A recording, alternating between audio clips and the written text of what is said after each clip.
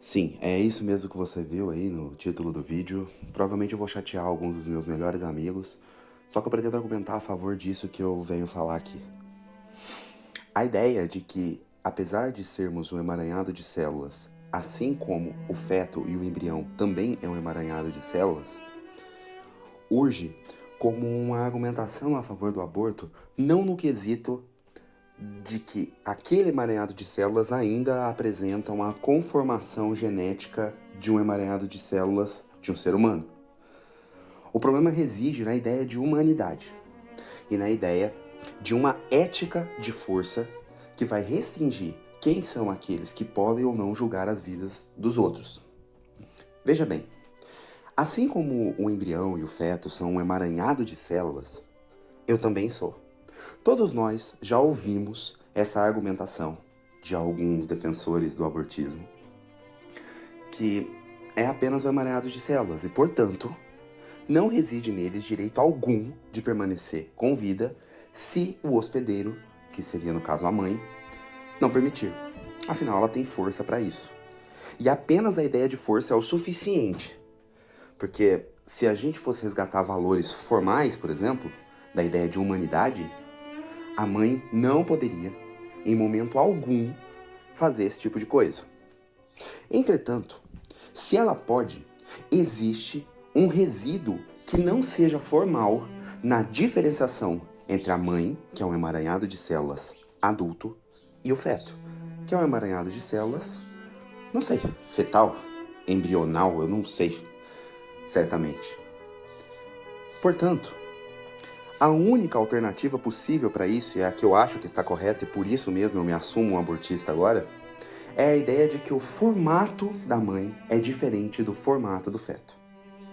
Se vocês notarem, nós não podemos conceber, pelo menos cientificamente, a idealidade da forma humana num feto e nem mesmo num ser humano.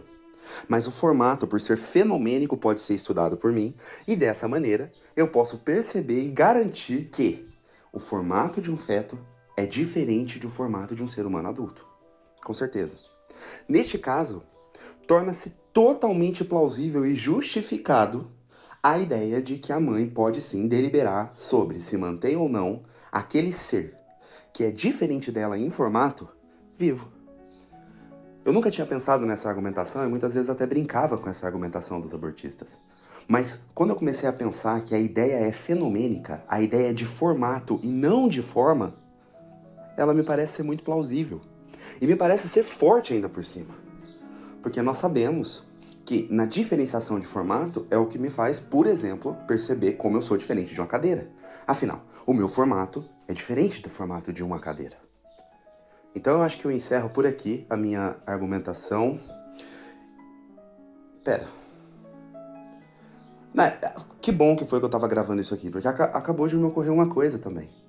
Pera, se o formato prepondera sobre a forma, então se o formato, as diferenças fenomênicas preponderam sobre as similaridades formais, então, para ser consistente com essa teoria, poxa, que legal. É verdade, ó. Olha o que eu pensei agora. Para ser consistente com a teoria de que o formato prepondera sobre a forma, eu também, a partir de agora, passo a ser, e acho que todos, por uma questão de consistência lógica, eu, e declamo agora que todos os abortistas também, meus amigos de conjunto, também sejamos imperialistas masculinos. Afinal, se vocês pensarem bem, se o que prepondera é o fenomênico, o homem, ele apresenta um fenômeno diferente da mulher. Afinal, nós conseguimos reconhecer o homem e a mulher porque eles têm características fenomenológicas diferentes, a aparência deles são diferentes.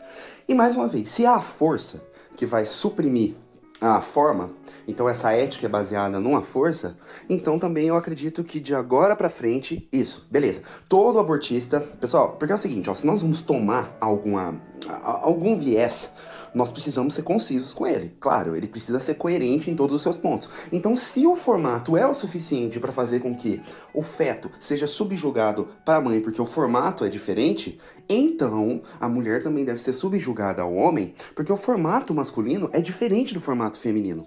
E nós sabemos que numa representação de força, onde a força prepondere para poder fazer-se valer uma ética, o homem ele é muito mais forte do que a mulher. Portanto, Que legal, cara. Eu vou até mudar a descrição do vídeo, então. Então agora eu não sou só abortista, eu sou abortista e também sou imperialista masculino. Eu acredito que a mulher tem que estar subjugada ao homem, assim como o feto está subjugado à mulher. Afinal, se a mulher propõe a ideia de que ela pode sim tirar o feto do seu corpo porque apenas tem um formato diferente de um ser humano, então o feto não seria um ser humano e detentor de direitos porque ele tem um formato diferente, o homem também pode fazer uma ética própria, cuja qual a mulher, por ser diferente dele, também não tem todos os direitos possíveis, apesar de ter alguns deles. Não discuto sobre isso. Beleza. Nossa, que legal ter gravado isso aqui. Então, tudo bem, ó. Então, agora eu sou abortista e eu também sou imperialista machista. Posso chamar de machista, não tem problema, porque quem que vai me julgar? Uma mulher, mas...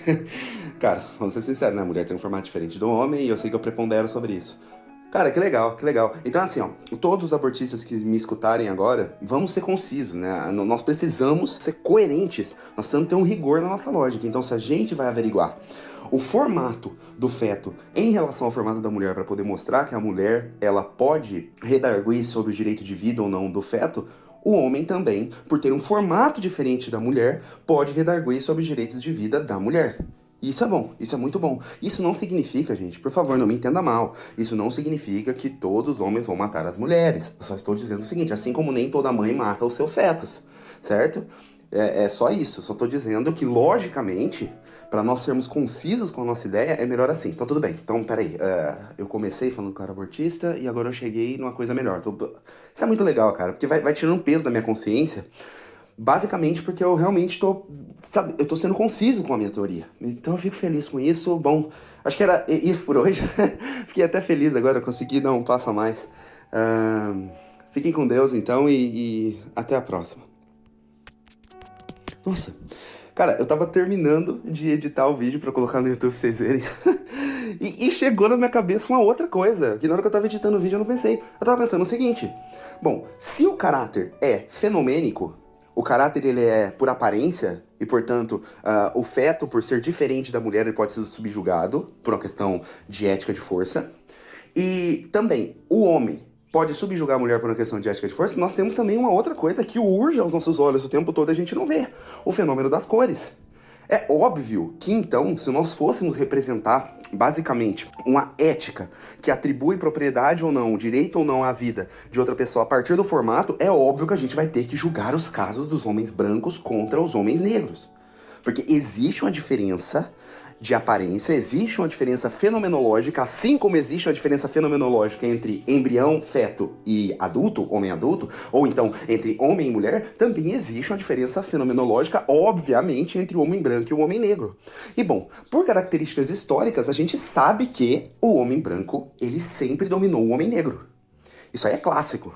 Nós sabemos os grandes períodos de escravidão e também, se a gente for, por exemplo, perceber as nações do mundo, as mais prósperas são aquelas de homens brancos. Portanto, e aí eu tô mais feliz ainda, porque, cara, eu já tava jogando esse vídeo e não tinha chegado nessa conclusão, mas agora eu tô aqui pra avisar que, além de ser abortista, por uma questão de concisão lógica, eu também sou imperialista masculino e agora eu também sou supremacista branco. E agora entendo os supremacistas brancos. Eles são mais lógicos do que a gente. Eles conseguiram chegar numa coisa que só depois de muito tempo eu consegui chegar, cara. Então eu olho pra esses caras agora, antigamente eu olhava pra eles achando que eles eram vermes asquerosos. O problema é que se eu olho pra eles e acho que eles são vermes asquerosos, eu também ia ter que olhar pra um homem que se acha melhor do que uma mulher e achar que ele é um verme asqueroso. E também, no final das contas, ia ter que olhar pra uma mulher que acha que ela vale mais do que um feto porque é diferente de formato, que ela seria um verme asqueroso. Só que tá tudo errado. Por quê? Porque a minha abordagem era formal, era sobre humanidade, só que a gente não consegue tornar científico a ideia de humanidade. Nós só conseguimos tornar científico aquilo que a gente consegue experimentar pelos sentidos, obviamente. E experimentando pelos sentidos, eu só consigo chegar à conclusão de que as diferenças entre o feto e um ser humano adulto, entre um homem e uma mulher, também são iguais das diferenças entre um homem branco e um homem negro. Então eu chamo todos vocês que... Todos nós que somos pró-aborto, nossa, eu tô feliz por falar isso, porque, nossa, me dá até um alívio de consciência. Todos nós que somos pró-aborto, também sejamos por uma consciência lógica. Sejamos também pró-imperialismo masculino e também pró-supremacia branca. Bom, ufa. Até que enfim, tô muito feliz. Eu consegui chegar onde eu queria chegar, eu consegui apresentar e, cara, isso que eu falei... tá muito difícil de ser refutado agora, porque realmente eu tô levando esse meu encadeamento lógico seguro, forte, firme. Até mais, Deus abençoe vocês. Ah, e mais uma vez, deixa eu falar que não tô dizendo que todo homem branco pode matar um homem negro.